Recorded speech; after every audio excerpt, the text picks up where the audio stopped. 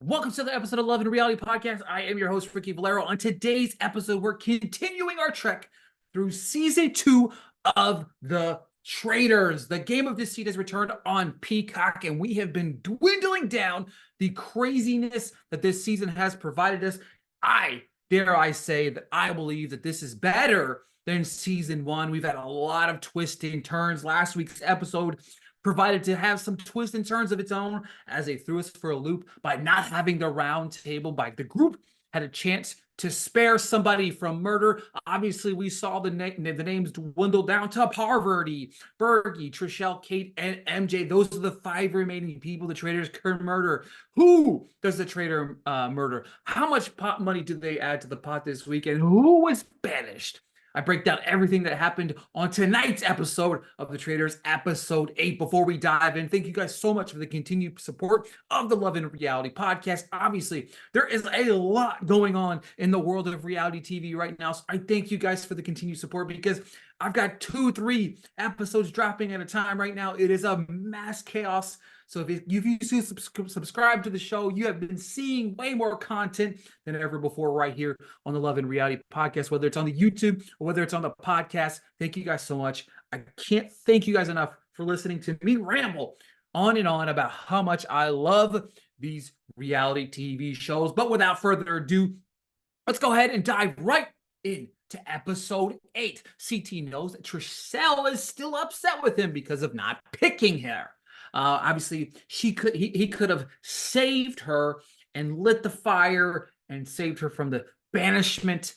Phaedra and Sandra are the first to walk in, talking up Parvati and how she thinks that everybody has her on the radar. Sandra tells us that her plan is keep pushing towards throwing Parvati out of this game. John arrives. He believes that Trishelle is the one being murdered. Kevin and Peter walk in the door. Obviously, Peter's scared.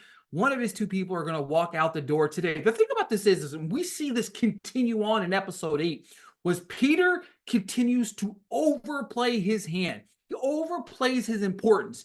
The big thing about it is he was the hero whenever we got rid of Dan. But then he let that go to his head. And now we're starting to see him kind of fall back down to earth and not realize it. I think that's the biggest problem that we've seen is Peter's not realizing that he's going too hard in the paint right now. Kevin said he had hopes that he hopes to see Parvati because if she was murdered, he would have no idea who the traitor is. Kate is shocked to be still alive. Peter says there's no way Parvati's not walking through that door. Phaedra said it's becoming harder and harder to protect her. She walks in with Trishelle. Oh my God, CT is so excited. Could you think about that for a minute if she doesn't walk back in that door? And he has to think in the back of his head. I understand why. He saved John here.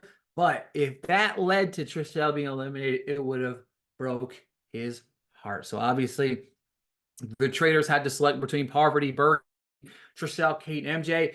We knew Parvati wouldn't be eliminated. But after the debating, we saw that Parvati said she wanted to eliminate Peter, but the next best thing was Bergie. Bergie has been eliminated from the show. He was kind of quiet and reserved to start, had the big breakout in that game early on in the season, and just kind of rode Peter's coattails from there. He hasn't really, been groundbreaking, I guess you could say, throughout the show, but it's definitely worried because they lost that voting power on Peter's side of things. So Trishelle said everyone is convinced that Parvati is a traitor, but mentions she has eyes on Phaedra as being one of the traitors, and she needs to convince everyone of this. Alan arrives to put the final nail in Bergie's coffin, throwing his picture onto the ground. Alan is a gold mine. And I really haven't brought up Alan a whole lot, and I feel bad for it because we're 8 episodes deep. But personally, his personality, he's quick-whipped one-liners and delivery have made him a fantastic host. It's not always... sometimes a show can be held back by a bad host, but let's just say this one's not. Alan Cummings is fantastic in this, does a brilliant job in his role of being hostess of the most this year. He announces they will be heading to his holiday home where a fun guest awaits them. But before we go anywhere, we got the game of strategy dropping down, right? It's time to talk. Trishelle and Peter set aside some time where they said it's possible that both Poverty and Phaedra are both traitors. She tells Peter that Poverty has been on her radar since day one, but she thinks Phaedra is a traitor. Biggest reason why she thinks she is a traitor is because of Dan. Kevin walks in. Trishelle tells Kevin they need to get rid of Phaedra. Trishelle is telling them she wants to get rid of Phaedra, and then Peter can work with Poverty to say that he believes it's Phaedra and hopes to work with her. Now, again, Peter doesn't love this idea, but I think in the first time in a couple of episodes, we see Peter kind of take a step back and kind of dive headfirst into Trishelle's plan. So Trishelle is excited because her game plan is dialed in. Poverty and Peter are sitting down, and she has explained that she has felt targeted since day one. What they don't know is MJ is kind of listening in the background. Poverty said she wants to create an alliance and trust someone. She tells all the cameras she doesn't trust Peter at all, but she said she will work with him if it takes some of the pressure off of herself. Larsa, John, and Phaedra are sitting around talking and ask her who they think she might be the traitor. And of course, Phaedra continues to push the Peter and his pals as being one of the traitors. Peter looks at Poverty and says, "I think I may be wrong." They share a funny little chuckle, share a truce. He said, "Maybe you aren't a traitor," and said, "I think it's Phaedra."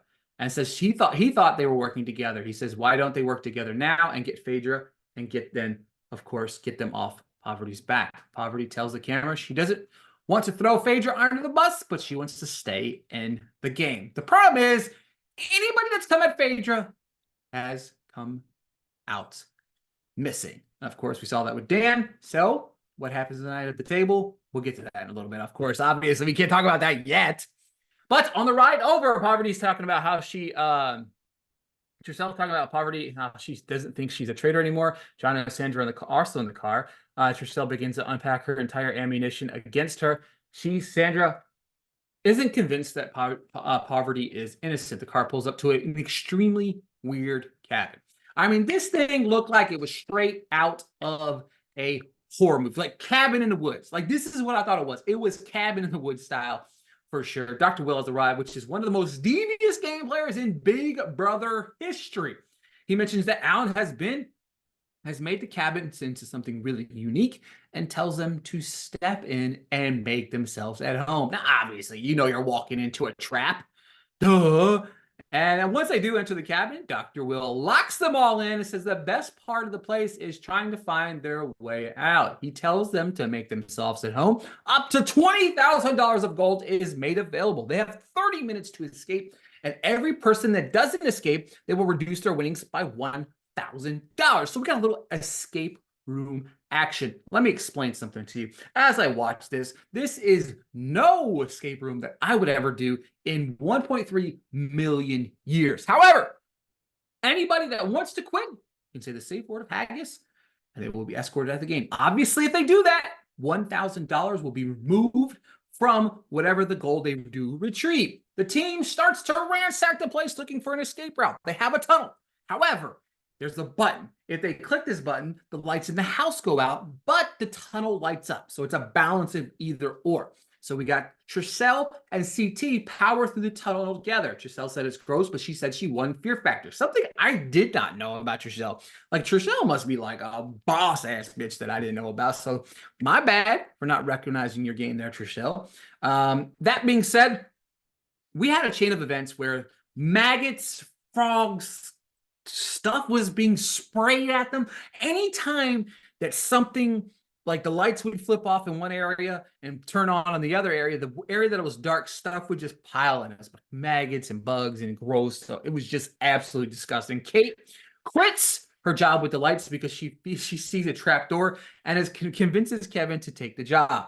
A plethora of maggots and other bugs pour onto Trishelle as she's followed by the rest of the crew. Sandra was the first person to bow out. She said, "Peace, y'all." Phaedra was not too far behind. It doesn't surprise me Phaedra quit here. It's just the kind of personality she is. She just was not having the whole bug thing at all. CT found the shield and offers it to Trishelle. Trishelle said CT gained a lot of that trust with her back because of this. Peter comes up with the idea of keeping it a secret again of who has the shield. There are random things being sprayed and dumped on the team. Sheree is next, freaking the fuck out. And I like this entire scene was hilarious. I can't wait for this like to be clipped onto the internet and people just laughing hysterically at it. Kate quits, so does Sheree. It's just amazing. Phaedra's trying to help Sheree get like the maggots off of her, but she was like swatting it very like weirdly. It was so funny. Kevin is the only person left to be pushing the light, so he would have to like let the light go and then go through the tunnel completely dark. However, our good friend CT comes back to save the day to help him escape. I literally would have quit 5 seconds of this. Like, gross, no thanks, period, end of story. Trishelle screams that they need the gold and sends CT back in. John is the first out. He has some gold. And then as the time counts out, CT makes it out, and he does a hilarious joke that he thinks that there is a snake in his pants. He digs down and throws some gold onto the ground. Like, never get rid of this man. I love CT so much. Just keep him to the end. Let him win this thing. I don't really care. Alan announces that they have got out with $15,000 in gold. However, they only got $11,000 added to the pot because we saw not one, not two, but three, but four people quit. The current prize sits at $114,500. Okay. Now I'm just gonna throw this out here real quick. 1, 2, 3, 4, 5, 6, 7, 8, 9, 10, 11. There's 11 people left. So I mean it's like $10,000 a piece. If they, well, I think it's a split if the Traitor's still alive and the Traitor gets a buy. That's not a lot of money. They haven't really been doing good in these competitions, but yes. So Alan said someone got the shield, but nobody speaks up here.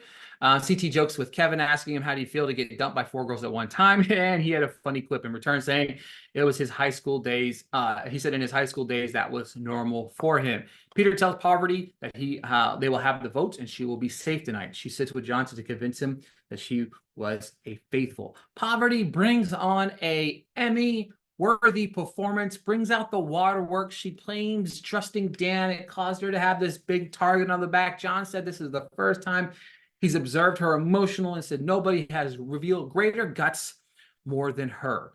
He said, you have to reveal to be a faithful player and not eliminate me. Poverty says, if I can get away with this, maybe I got a career in acting. I agree. Like, this was a brilliant moment. Whether it works or not, it's the sight to be seen, but this was pretty intense and crazy. Everyone is sitting around chatting about who is next. Poverty get mentioned, but Trishelle brings up Phaedra again. Phaedra is wandering around. Trichelle's hard-pressed for Phaedra. As they are chatting, Phaedra walks in, but it gets deadly silent. All right, round table time. We know that this is the best part of the show each and every week, and this one was a barn burner. This one was no different from any other week, and we've got some craziness going down here. Poverty announces that she needs to start the conversation. She said her name has been thrown out, and she's been acting weird and quiet, and mentions that she becomes a brick wall when she's become attacked. She made poor decisions leading to her target on her back because she trusted poor old Dan. Trishelle is here and drops the bomb on Phaedra. This is one thing that I don't understand. I feel like if you've got a competent alliance, I think that you just go to the table targeting somebody and then you just vote out somebody else. Like, why do you have to reveal what you're going to do at the table? I don't understand this, because if you don't eliminate that person, the target is on your back. Trishelle is convinced that Poverty and Phaedra are both traitors. So if that's the case, then why do we get at the table, and why do we announce to the world why we think what's going to happen? I don't understand it. I don't understand it as well. But obviously, she starts dropping the bombs on her. She says when she's at breakfast, she doesn't act surprised of who's murdered, her non-reactions. She says she's never worried or bothered about being murdered. Phaedra says she isn't frantic like you. Phaedra, you are a godsend to this world, because look at this. Let me explain this to you, okay? One of the biggest things that we've seen both times now where Phaedra's been attacked, she's calm, she's cool, and she's collected, okay? Anytime we've seen anybody at the round table get attacked, They get defensive. They scream. They yell. They point fingers. They do this. They do that. That's the thing that Phaedra doesn't do. Phaedra delivers it back to the person that's giving it to her. Straight face, no questions asked, balls to the walls. I'm coming for you because you're coming for me, but I'm not going to give you what you want. I'm not going to get louder. I'm not going to get crazy. I'm not going to do any of those things. She is one of the best game players I've ever seen in the history of reality TV. She sits calm, cool, collected, and just knocks you out with her quick remarks. You know what I mean? Like, Phaedra is just the best, one of the best we've seen, and it's crazy. Now, obviously, she talks about her pocket. Trishelle's pocket was, she brings up Dan calling her out, saying he turned on her, and she thinks she's a traitor. John asked why Dan would have given them someone. Phaedra said he would have protected the traitor. Kate sticks up for Phaedra. Kevin brings up being suspicious, saying her eye freaks out, little twitches when people's names are brought up. She said she had never heard that before. Again, when you watch Phaedra play, and I want you to watch her at these tables. Watch the one with Dan, and watch this one. If somebody comes at her, it's one of the best things I've ever seen in reality TV. Because when Trishelle was attacking her, Phaedra looks her right in the face, no loudness, no craziness. She just gives it back to you. Whether it's the gameplay, whether it's you did something this way or that way, she's giving it back to that individual, and it's brilliant. Now, John said he has had that thought before, but then Poverty could be the Duchess of Decision and is the mistress of murder. He said there's no doubt she was the right-hand man. At the sacrifice ritual, people were given an opportunity to plead for their lives, and she didn't because she knew she wouldn't be worried about being murdered. Someone was paying attention. Again, it's all about paying attention. This was one of the most finest moments I've ever seen from John. John, I feel like we've seen him kind of playing the game a little bit, but here he playing the game a little bit. Maybe I felt like sometimes he was just one of Peter's pals.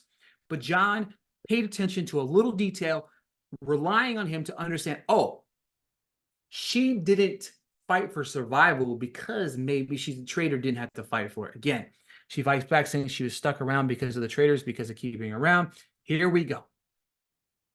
Peter says Phaedra hasn't shown the faithful side of things. He thinks that Dan did tell them. Peter said he had a talk with Poverty, and his thoughts came back down to her. Phaedra, again, if you're gonna come at Phaedra, don't have her involved in your shady dealings. Phaedra brings up the backdoor deal with the three of them together, okay? This was insane. We all remembered that Peter, Phaedra, and Poverty were all together after he turned them down. And they started talking about working together, and Phaedra's like, nah, I'm not in this. Again, if you're not smart with how your gameplay is, you're going to be exposed by Phaedra. Because to me, people keep saying Phaedra's not playing the game. Phaedra's not this. Phaedra's that. Phaedra's a traitor. No, every time she gets attacked, she's ready to be on a counterattack. Like, she's coming back at you, bro. Whew. All right. Sorry, guys. I got a little heated up. I got excited about this. Peter said it was 100% on her. On him, he said I was getting a little cocky and had her dead to rights. He said it was a joke. Kate throws Peter to the fire. Peter asks why she's defending Phaedra. It's voting time. This goes about as you expect it would after the battle. Votes. This kind of surprised me in several different scenarios. MJ votes for Poverty. Phaedra votes for Poverty. Sandra votes for Poverty. Peter picks Phaedra. John picks Poverty, which kind of surprised me here. Poverty picks Phaedra. Kevin picked Phaedra. Trishelle picked Phaedra. We're 4-4. Sheree picked Poverty. We're at 5-4. CT's turn. In my opinion, very fantastic gameplay here. Because even if he believes that Phaedra might be the other traitor, he says, I can't banish Phaedra because she lit my torch. So again, even if you feel, because anybody at this table, if you feel like Poverty and Phaedra are both traitors, then your target is on your back. Tonight, you might go home. You might be murdered because you called her out. And if she actually is a traitor, your ass is dead. Period. So Kate voted poverty as well. Of course, poverty is gone. Peter pals have turned on him once and for all. She announces that she is the traitor. We have true traitors down. Phaedra shares some fake ass emotions in some brilliant way. Alan says they've gotten the hang of this. Afterwards, Kevin says he doesn't feel good about today because Peter was trying to throw Phaedra out after taking back what he said about poverty. He said it's not sitting right with him that maybe Peter is lying. Phaedra and Sandra are talking, saying Peter has traitor-like behavior. Peter is in game mode, so he pulls Kate aside. Kate says Peter is a traitor to the faithfuls. Calls him so annoying. She said that Phaedra might be a traitor, but she doesn't like what Peter just did. Alan said the traitor shouldn't be alone. So Phaedra said she deserves miscongeniality for traitors, which is hilarious. Per the rules, she will get to recruit a traitor and will meet them in the dungeon. She said she can offer them a deal or they will be murdered. So basically, whoever she offers this deal to, either you're going home or you're a traitor. Either or. Of course, Phaedra says it was a quick decision. Quick decision. She's offering it to Kate. She says she understands the game and they could be a murdering duo. Kate gets the letter, and is brought down to the dungeon. And of course, the episode ends, so we don't get the answer. We're heading down to 2 episodes left where we're seeing the Faithfuls finally take down some of these traitors. Peter continues to overplay his hand. It's a massive momentum shift here in the house.